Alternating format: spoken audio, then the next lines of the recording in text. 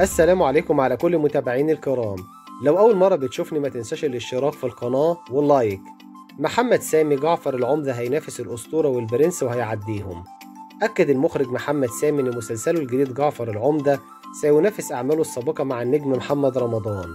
نشر سامي الملصق الدعائي الجديد لمسلسله جعفر العمدة والمقرر عرضه في رمضان 2023، وبيتصدره بطل العمل محمد رمضان، وعلق وكتب بسم الله مسلسل جعفر العمدة للنجم محمد رمضان 2023 من إنتاج ميديا هوب سعد جوهر، قصة وإخراج محمد سامي وسيناريو وحوار محمد سامي ومهاب طارق. لما فكرنا ننافس قلنا ننافس الأسطورة والبرنس، وإن شاء الله هنعديهم وبكتير.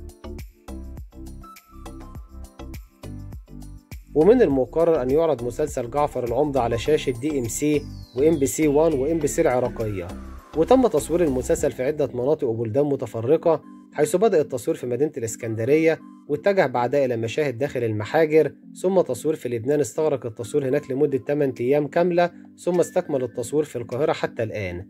مسلسل العمدة من تأليف وإخراج محمد سامي، وبيشارك في السيناريو والحوار مهاب طارق، ومن إنتاج شركة ميديا هوب سعد جوهر، ومن بطولة محمد رمضان وزينة وهالة صدقي وإيمان العاصي ومي كساب ومنى فضالي وعصام السقا ومجدي بدر وأحمد فهيم ومنذر ريحنا ودعاء حكم وأحمد داش وبيومي فؤاد وفريدة سيف النصر وطارق النهري وعدد آخر من الفنانين، وبتدور الأحداث في إطار اجتماعي شعبي.